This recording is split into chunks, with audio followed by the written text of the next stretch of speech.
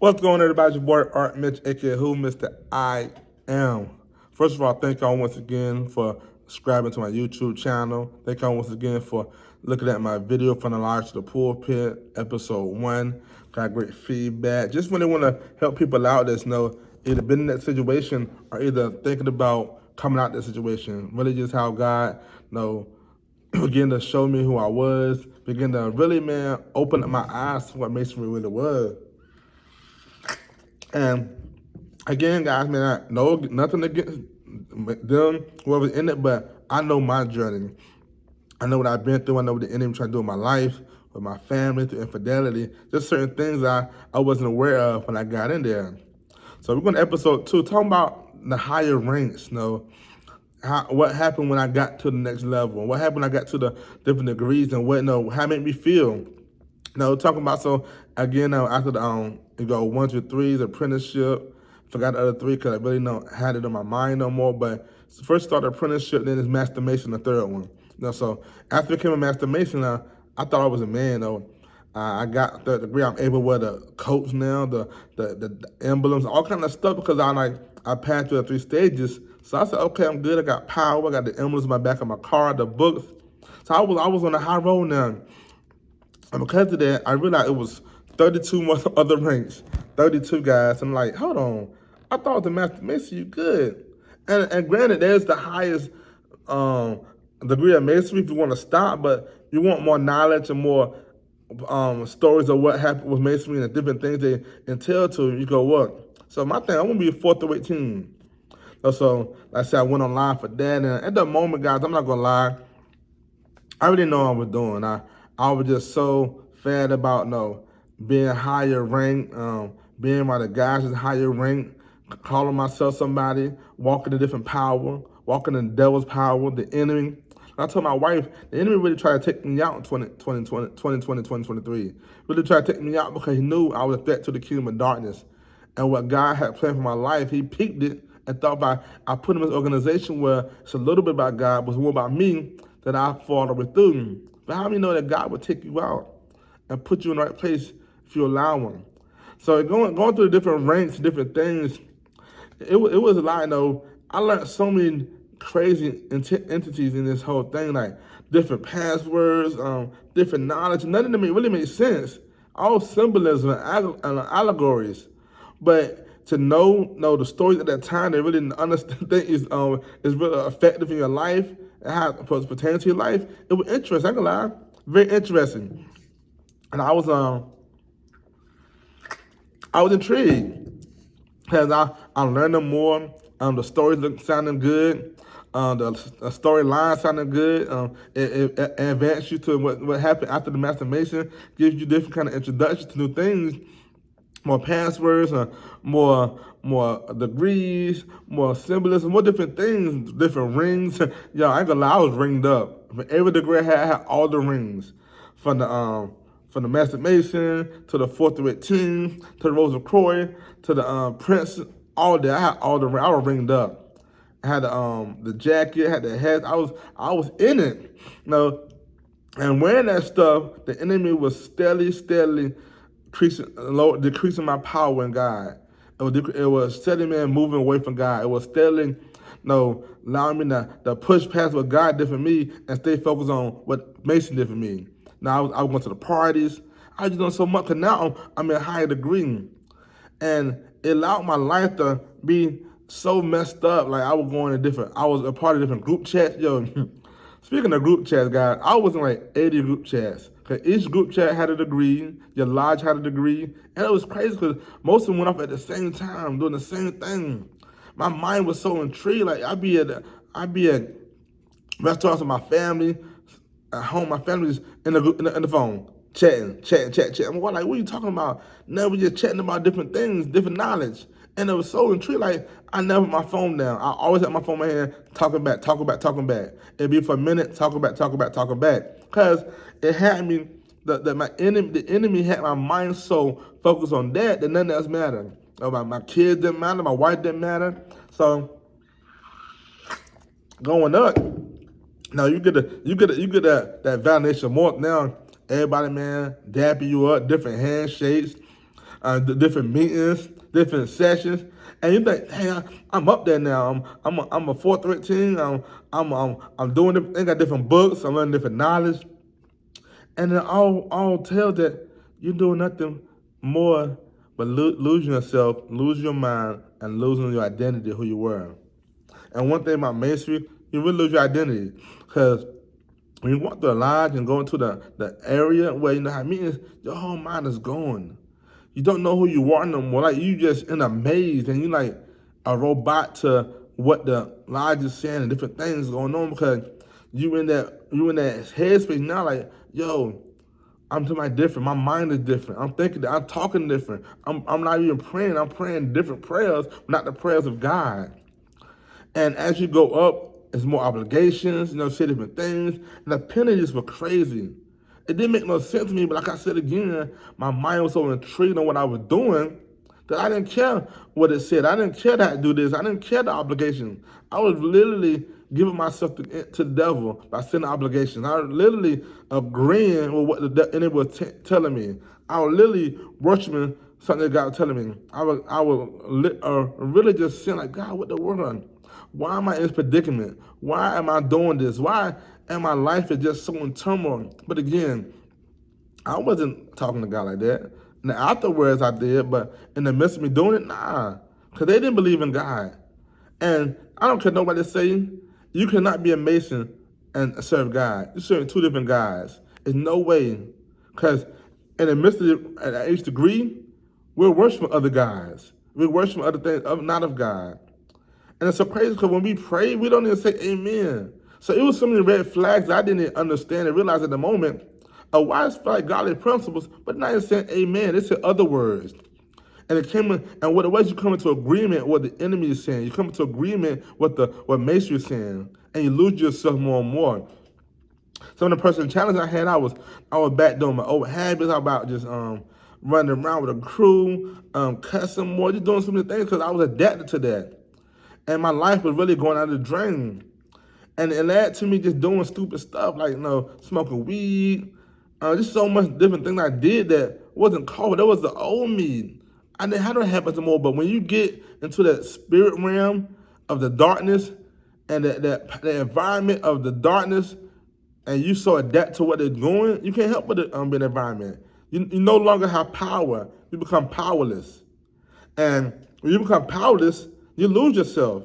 You're basically operating on somebody else, operating on what your lives brother saying, operating under what the obligation is saying, operating under what degree you got. And you just in a zone where you just messed up. Like you can't get yourself out of it. Thank the God he got me out of, but a lot of them can't get themselves out of because their mind is so gone. They don't praise God no more. They don't worship God. They just worshiping the books, worshiping the degrees, worshiping the idols, worshiping the family, worshiping the lodges. And see, it made me think a lot. Think a lot like my life. I really didn't know what I was getting myself into until I really got myself into it. If that makes sense. And when we don't know we get ourselves until we get ourselves into it, it becomes a open door like for the enemy to come on through. I got him now. He walked the lodge. He was blindfolded, had his one leg cut up, arm out, and you're going through obstacles and trials and tribulations. I got you now. And he did. He got me. And when I tell you, God, I was so in it that I would go to everything they had in it. I didn't have the money. I was doing it. I didn't have gas. I was doing it. I let my family, man, go without just to go somewhere. And now think about it, I was on some next level enemy type stuff, man. I was just double minded. I didn't really put everything behind me. I went to church with my emblem on. My face was dark. I had a cloud on my face. Really, the enemy was trying to take me out. And it caused me to lead infidelity. Now, I haven't done none of that. Again, like I told my wife the other day, I said, before this happened, I was on fire with God. I was going to church. I was in it. Then when I got into masonry, everything faded away. But what I thought was that I'm going to be good. I ain't going to forget about God and this biblical principles. I'm gonna do what I'm supposed to do. God can be in my life still. Nah, the enemy ready to snatch me up to get me away from God. Like a magnet like an opposite of a magnet, it's pulling you away because it can't attach. And that's what it's doing, is pulling me away. Cause opposite don't attract. And God and the devil don't attract, so it was pulling me away. But I was going towards the enemy side than over God's side. And led me down a road of destruction, a road of not knowing who I was, a road of infidelity. And that part, man, really hurt me. I told my wife, yes, I said, babe, I often think about what I did and how dumb I was in the midst of doing it. But again, I told her, and I tell anybody else, you don't know what you go through when you walk through that lodge. You don't know when that door open who you are. When you go to the grand sessions, you don't know who you are. When you go to the meetings, you don't know who you are. Are you really in tune to what they're saying? The handshakes, the collars, the aprons, the emblems, the rings, are you in tune to them? And it's a trend because everybody was one. Everybody. And it was so bad that, you walk around, your cops come by, stop, it's what happened. You see people in the street doing the signs and see people giving handshakes, see people acknowledge you. It's like, your mindset, I'm that dude. I got the influence there because I got this emblem on, this jacket on. I'm somebody. I have power. I have the power of influence that when people see me, they acknowledge me. They give you the sign. They shake hands. They have conversations. Because y'all both is in the same organization, doing the same things, dealing with the same spirit. And I didn't realize it. No, the higher I got, the more things happen.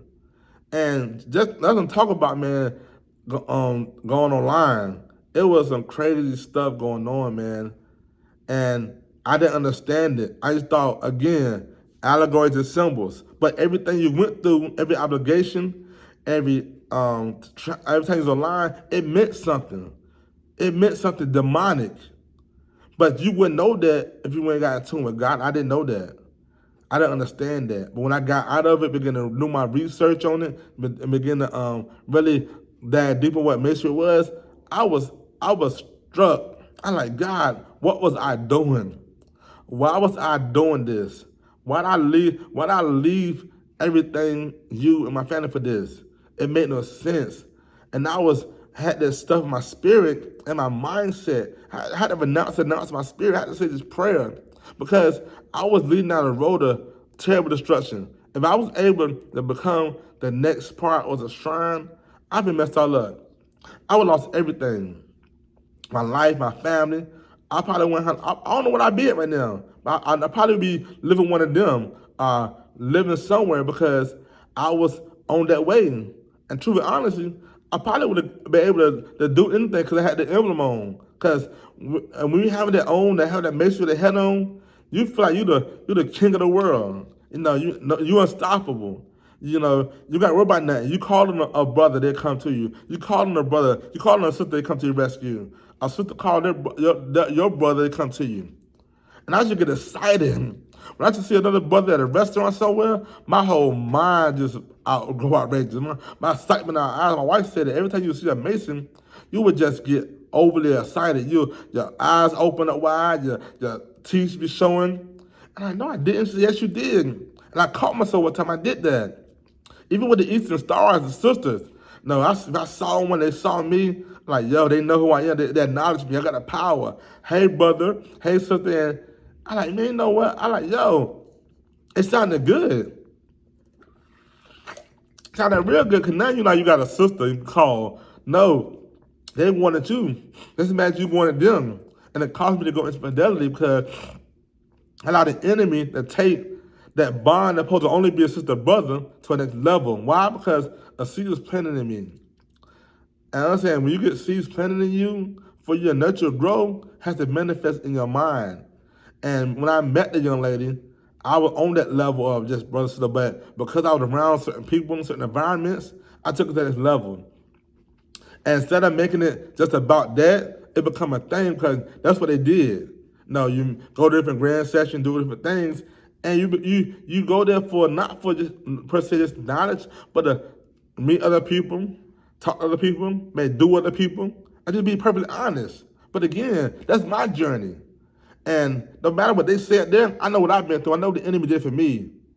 And it cost me everything. Because I allowed that to be forefront. I allowed that to be, not that to overtake my life, overtake my mind, overtake my thinking skills. But I was able, thanks be unto God, to get out of it. Get out of proximity, get out of calamity, get out of destruction, and get out of that place where it took me to nowhere's end. But it was a willing process because I was tired of losing. I felt funny. I felt different. Excuse me. And it was a picture I had on Facebook. And somebody said, oh, I see the darkness over your face. Had an all black suit. And I said, a darkness over your face. Your countenance was different. The way you look was different. Your face was dark. Your eyes were dark. Now, my eyes already low, but they said it was dark. I said, yo, that's crazy. I really look different. From now to that picture, I really look different. And I look back over that 2 or 3 years, and I had to get my time back. No, when I get it, yes, after that, God began to open the doors for me in my life, get us a place to stay. I'm ministering now, but it took me through. See, one thing about the enemy, y'all, when he find that one thing that can distract you, get you off course, get you off track, and he bringing it harder. He bringing the strength. He bringing it harder. He'll strengthen the journey. He'll strengthen his assignment, and he put inside there, man, the egg on who you are. Now I was egged on. Now I was told, yo, you know your knowledge was good. You're knowledgeable, and you doing a lot of studying. I see you out there grinding. I see you out there, man, represent your lives. I see you out there becoming a real brother. I see you out there doing different things. And that was just else, man, egging me on to keep on going, to keep on pursuing, keep on being that Mason, keep on being that brother. And I allowed it because my ears were closed to the God and open all the way to the enemy. That portal was open. I allowed the enemy, man, to come into my life and take over who I was. And it was tragic. No, I had people, man, talk to me about it, saying this was wrong. How lady come to me one day having a church and said, "Are you worshiping Baal?"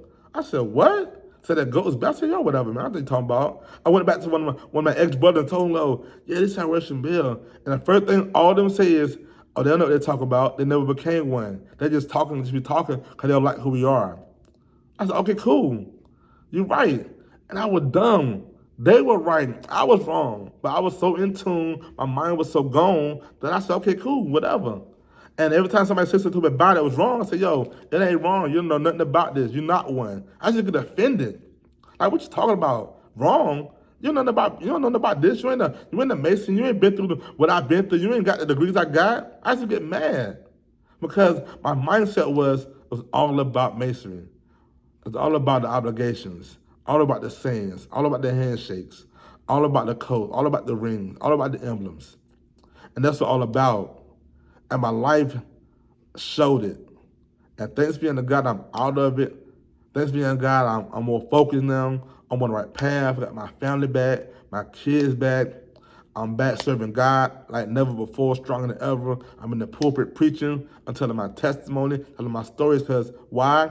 I want to help somebody else out. There's people out there right now that want to give it up, want to announce. People that right now are scared, don't know how to do it. I'm here to help you guys. You cannot serve two gods. You don't believe me? Go to Exodus 20:14. You cannot serve two gods. And that's what we're doing. And when you serving two gods, God become a jealous God, and he allowed destruction in your life to happen. So you've been fair warned. Come back to God. Trust him. You don't know what he needs. You're the only God you need to serve. Why? Because everything you desire, he will give you the desires of your heart.